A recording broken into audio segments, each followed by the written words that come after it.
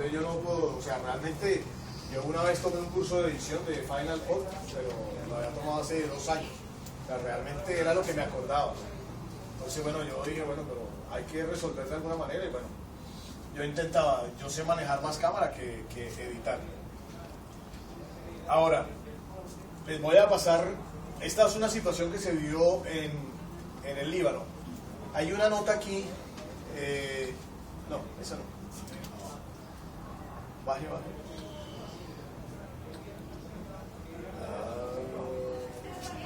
está.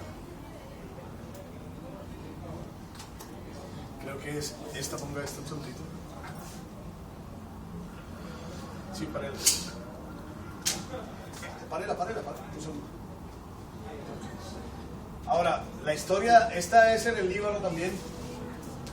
Esta historia también tiene cosas bastante bonitas, bastante sentimentales, por decirlo de alguna manera. Este es el barrio Al-Dahia, que significa suburbio en árabe. Este era el lugar donde se concentraba en Beirut, en el sur de Beirut, la resistencia de Hezbollah. Este barrio, día y noche, le daban y le tiraban bombas y bombas y bombas y bombas. De aquí, de este barrio, salió 1 millón de personas desplazadas. O sea, eso les puede decir más o menos cuántas personas podían vivir aquí. Aquí en esta guerra del Líbano, en esta primera invasión de Israel al Líbano, se empezaron a manejar por primera vez las bombas inteligentes. ¿Cómo funcionaban las bombas inteligentes? Las bombas inteligentes, ahorita lo vamos a ver. Por ejemplo, aquí hay un edificio, acá hay otro y ahí hay otro edificio, 3 edificios. Y el edificio que querían tumbar los del ejército de Israel era el de la mitad. Efectivamente, la bomba caía justamente al edificio de la mitad y los otros 2 edificios quedaban de pie. Así se empezaron a practicar. O sea, las guerras también se hacen a veces para ensayar. Israel quería invadir Irán y estaba probando con Hezbollah, que es una milicia pro-iraní, y estaba probando ahí el armamento para saber qué tanta efectividad tenía, porque ahí en ese año, en el año 2006, se empezaron a utilizar las bombas inteligentes, llamadas entre comillas inteligentes.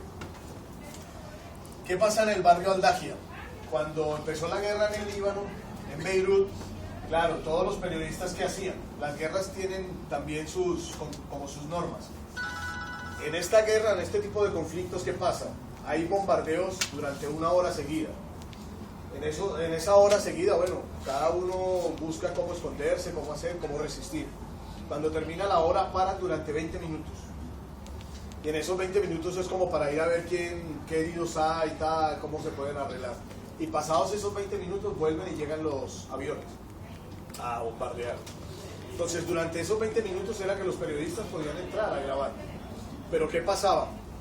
Cuando se iban los periodistas, los bombardeos llegaban directamente al sitio donde habían estado los periodistas. Entonces la gente de Hezbollah empezó a preguntarse, bueno, ¿qué está pasando aquí? ¿Qué hay aquí? Entonces se dieron cuenta que había muchos infiltrados del Mossad, que es la agencia de inteligencia israelí, infiltrados como periodistas, y estaban efectivamente señalando dónde estaban los milicianos de Hezbollah. Porque claro, este era el barrio que estaba protegido por Hezbollah, que está protegido por Hezbollah, y ellos estaban ahí haciendo presencia. O sea, guerrilleros con sus fusiles y toda la cosa para evitar cualquier intervención terrestre. Entonces, ¿qué hacían los periodistas que llegaban a grabar? Llegaban a grabar, por ejemplo, en el edificio allá veían que había un guerrillero con el fusil y tenían un chip con una calcomanía, la ponían ahí en el edificio, se iban. Esa calcomanía le enviaba información a un avión que pasaba. Ese sí no dejaba de pasar nunca. O sea, ese no era como los bombarderos que paraban, sino él seguía. Ese chip le mandaba esa información de las coordenadas a ese avión. Ese avión la mandaba al Ministerio de la Defensa de Israel, y el Ministerio de Defensa de Israel mandaba los bombardeos con las coordenadas de las bombas. O sea, y caían efectivamente en ese donde estaba puesta esa calcomanía. Ok. Entonces, cuando la gente de Hezbollah se dio cuenta de eso, nunca más volvieron a dejar a entrar periodistas a grabar esto. Entonces, ¿qué pasa? Va avanzando la guerra y claro, los periodistas necesitan mostrar las imágenes de la guerra. Entonces la gente de Hezbollah dice, bueno, convoca a los periodistas para que vayamos, para poder entrar al barrio Al-Dahir. Entonces, ¿qué pasa? Ese día llegaron los periodistas corresponsales de todos los periódicos, de todos los noticieros, de todos los medios de comunicación del mundo que estaban cubriendo esta guerra. Entonces llegó la gente de la CNN, de la BBC, de New York Times, bueno, de todos, absolutamente de todos los medios. Y la gente de Hezbollah dijo, bueno, aquí hay como 70 periodistas, solamente vamos a dejar entrar a 4 nada más. Bueno. Entonces, ¿qué pasaba en esos días? El comandante Chávez, el presidente Chávez, había expulsado al embajador israelí de Venezuela, y Venezuela tenía obviamente un gran calificativo, por decirlo de alguna manera, en el pueblo árabe, en el pueblo libanés. Entonces dijeron, bueno, va a entrar Telesur, va a entrar un canal iraní, que obviamente era el canal que ayudaba, o sea, que era pro Hezbollah, un canal turco y un canal libanés, que es un canal que tenía Al-Manar. Y de todos esos 70 periodistas que estábamos ahí, de todos los corresponsales del mundo, solamente entramos 4. Entonces, la nota que ustedes van a ver fue una nota que se hizo en 20 minutos. No había más. Porque era entrar y volver a salir, porque en los 20 minutos iba a empezar el bombardeo. Vamos a verla y la vamos comentando.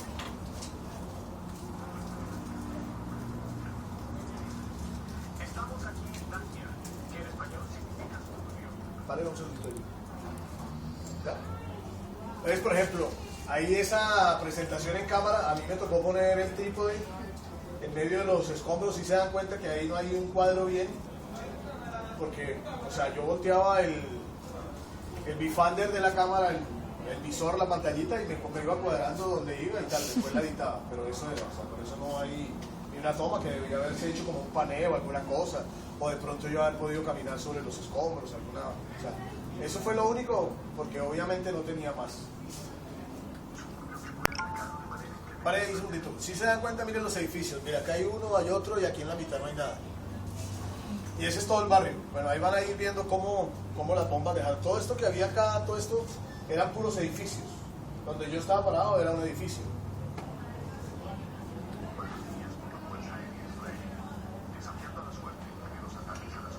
Todos esos son puros edificios.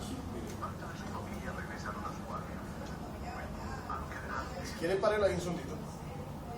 Entonces, por ejemplo, cuando yo empecé a ver todo esto, yo dije, sí, bueno, están los edificios, está obviamente imágenes que van a demostrar la crueldad de la guerra, pero me hace falta algo, ¿cierto? Me hace falta la parte humana. Entonces, yo me alcancé a dar cuenta que llegaba esa señora, Nahual, la que ustedes vieron ahí de anaranjado, y yo dije, bueno, con esta señora que está llegando a volver a visitar su casa después de un tiempo, voy a tratar de aprovechar para hacer la historia humana.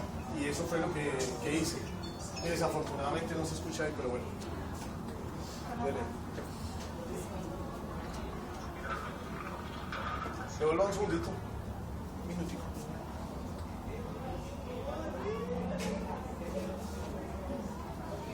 Téngala ahí. Entonces, por ejemplo, para mí es muy importante esa mirada de la señora. La mirada. Porque claro, ella y ellos odiaban a los periodistas, no querían saber nada de los periodistas porque los periodistas estaban formando parte de ese ejército de invasores que estaba agrediendo su país, su pueblo. Entonces claro, cuando ella se dio cuenta que yo la estaba grabando, ustedes se dan cuenta cómo me miró. Sí, la mirada.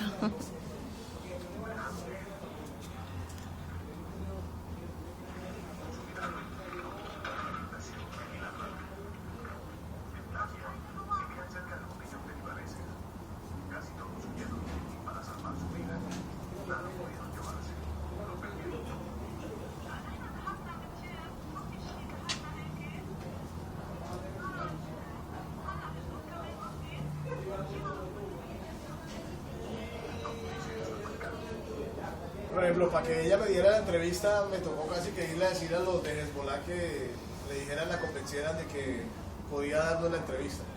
Y cuando le dijeron, no, de Venezuela, bueno, ok, entonces ya me dio la entrevista. ¿Tenía un traductor aquí? Sí, un traductor que siempre iba conmigo, muchacho. Sí o sí, ¿no? Y esa pancarta justamente, la blanca, dice, esto fue lo que dejó Estados Unidos. Si ven, todo eso será el edificio y miren cómo quedó.